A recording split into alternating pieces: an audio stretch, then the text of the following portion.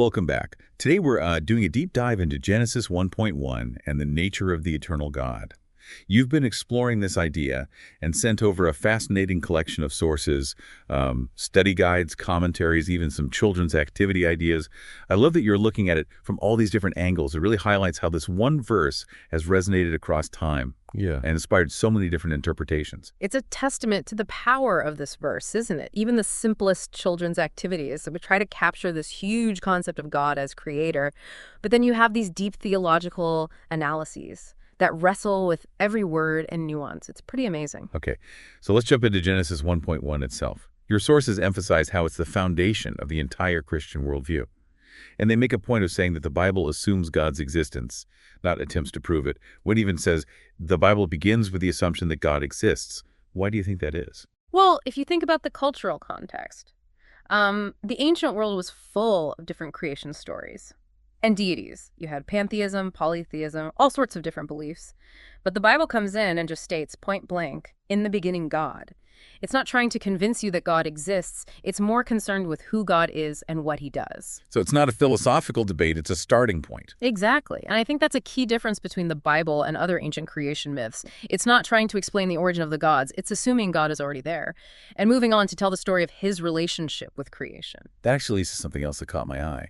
The Hebrew word for God in Genesis 1.1, Elohim, is plural, but used with singular verbs. One of your excerpts says, he is so singularly special that one has to use the plural to refer to him. It's not suggesting multiple gods, right? No, not at all. And this is where it gets really interesting. The use of Elohim points to a complexity within the nature of God that we see more fully developed later on, particularly in the New Testament. With the concept of the Trinity, it hints at a God who is both one and many, a concept that was revolutionary in the ancient world. Wow, so even in this very first verse, there are these hints about deeper theological truths. Absolutely. And it's important to remember that even though the concept of the Trinity isn't fully articulated until later in the Bible, these early hints in Genesis lay the groundwork for that understanding. That's fascinating. And what about this idea of God's self-sufficiency that your sources emphasize? One quote that really stood out was, he didn't, and he still doesn't, need anyone. He could be at peace, content, confident, secure, and fulfilled just by existing. Now that is perfection.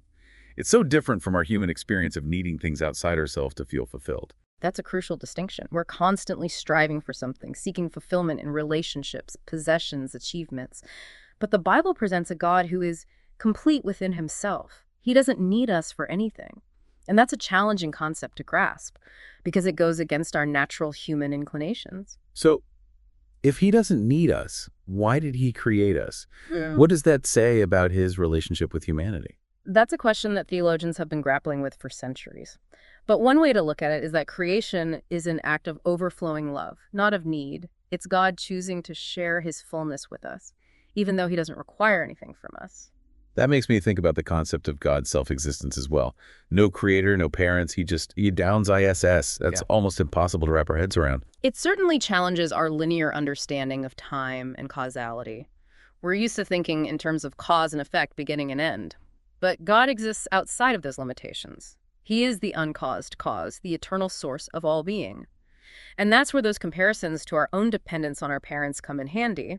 We can relate to the idea of needing someone to bring us into being, which helps us understand the radical nature of God's self-existence. It highlights the fundamental difference between creator and created, doesn't it? We're contingent beings, dependent on something outside ourselves, but God is not. Exactly. And this understanding of God as self-existent and self-sufficient forms the foundation for understanding his other attributes. Okay. And then there's this idea that God is a spirit, unbound by physical limitations. It's not just that he's invisible, it's that he's not confined to a particular place or time. One source even says he is here and with your grandparents and mine. He is everywhere. That's pretty mind-blowing. It really challenges our understanding of space and time, doesn't it? We're so used to thinking of reality in those terms, but God transcends them. He's not limited by the physical constraints of the universe he created. So what does that mean for his interaction with the world?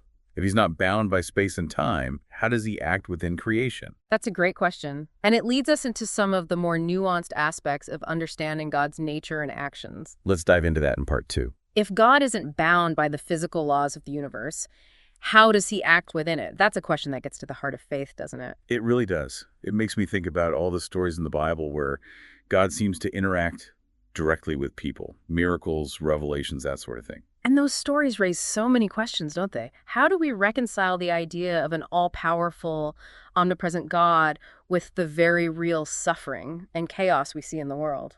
Exactly. Your sources don't shy away from those tough questions. They actually emphasize that accepting Genesis 1.1 is crucial to understanding the rest of the Bible. One study guide even breaks it down like this. The foundation of the Bible is Genesis. The foundation of Genesis is its first 11 chapters. The foundation of that section is chapter 1, and the foundation of that chapter is verse 1. It's like that first verse is the keystone that holds everything else together. But what if someone struggles with that very first verse? Where do they go from there? It feels like a pretty big stumbling block. I think it's an invitation to wrestle with those doubts, to explore the different perspectives and interpretations that your sources offer. Maybe it's through the lens of the children's activities, finding a way to connect with the idea of a creator through a simple metaphor like the wind-blowing fabric. That's such a great example. It reminds us that even complex theological concepts can be approached in ways that are accessible and relatable. Absolutely. And sometimes those simpler approaches can be surprisingly insightful, even for those of us who have been studying these ideas for a long time. Speaking of different approaches, one of your sources suggests using the song Go and Tell the Story as a learning tool. It seems to connect to this idea of sharing knowledge and inspiring others. It highlights that learning about God isn't just an intellectual exercise. It's something that should transform our understanding and inspire us to share it with others. And that ties in with a quote from G.K. Chesterton's The Everlasting Man that you sent over. He argues that starting with God as creator actually makes more sense than trying to explain how something came from nothing. It's a different way of looking at the origins of the universe. Chesterton's argument definitely challenges the conventional scientific narrative and forces us to confront our assumptions. And it's those kinds of challenges that can lead to real growth in our understanding. Now, before we move on, I want to circle back to something we touched on earlier, the concept of angels. They're not explicitly mentioned in Genesis 1.1. But your sources suggest they were likely created before the events of those chapters. What role do angels play in this understanding of God as creator? The sources draw on several different biblical passages to paint a picture of angels. They're described as messengers often appearing in human form, capable of performing miracles. But what's especially interesting is that they were present at creation, serving God and interacting with humanity in various ways. It adds another layer to this whole story, doesn't it? It's like there's this whole unseen world that exists alongside our own. Exactly. And that unseen world is intricately connected to the visible world. It raises all sorts of questions about the nature of reality and the scope of God's creation. Right.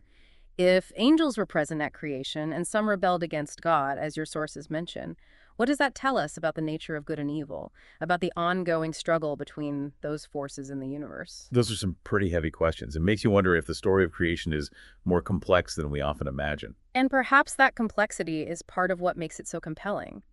It's not a simple, straightforward narrative. It's a story filled with mystery, wonder, and even a bit of danger. I think that's what makes this deep dive so fascinating. It's not just about learning facts. It's about exploring the bigger questions that those facts raise. It's about grappling with the mysteries of faith and the limits of our understanding. And sometimes the most important thing is to embrace those mysteries, to acknowledge that there are things we may never fully comprehend. So where do we go from here? If we accept that Genesis 1.1 is this foundational truth, how does that shape our understanding of the entire biblical narrative? That's a question that leads us right into the heart of what it means to live a life of faith, doesn't it? It really does. If everything hinges on that statement, in the beginning God, it makes you look at every story, every law, every poem in the Bible in a new light. Absolutely. It suggests that everything that follows in the biblical narrative flows from that initial act of creation. It's not just a chronological starting point, it's a theological and philosophical foundation. One of your sources goes even further, saying that accepting Genesis 1.1 is like a gateway to accepting the rest of the Bible. It almost feels like a challenge, doesn't it? Like if you can't get on board with this one verse, then the rest of it might not make sense. I see it more as an invitation to deeper exploration, not a demand for blind faith, but a prompt to engage with the text and grapple with its implications. That makes sense. It's not about shutting down questions, it's about opening them up. Exactly. And I think that's where those different perspectives you've gathered come in handy. The study guides, the commentaries, even the children's activities offer different ways to approach this foundational idea. They help us wrap our minds around something that is ultimately beyond our full comprehension. It's like they're providing different entry points into this vast and complex landscape of faith. And that's what makes it so exciting. There's always more to discover, more to understand, more to question. Okay, so let's bring this back to you, the listener. What's the takeaway from all this? What's the so what of this deep dive into Genesis 1.1? I think the most important takeaway is that this one verse, in the beginning, God, has the power to reframe our entire understanding of the world and our place in it.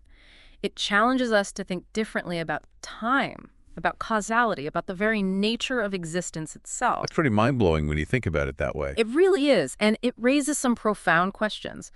If God truly is the eternal, self-sufficient creator of all things, what does that say about our relationship with him? What responsibility do we have to his creation? How do we make sense of suffering and injustice in a world created by a loving God? Those are some big questions, but they're questions worth wrestling with, wouldn't you say? Absolutely. And I have a feeling your exploration of those questions is just beginning. Before we go, I want to leave you with one final thought. Remember that quote we talked about? The one that said the Bible doesn't try to prove God's existence, it just assumes it? Right. It just jumps right in with, in the beginning, God. So here's the question I want to leave you with. If that one verse is truly the foundation, how does it shape your view of the entire biblical narrative? What new insights or questions does it spark for you? That's a powerful question to ponder. And that's what deep dives are all about. Until next time, keep exploring, keep questioning, and keep diving deep.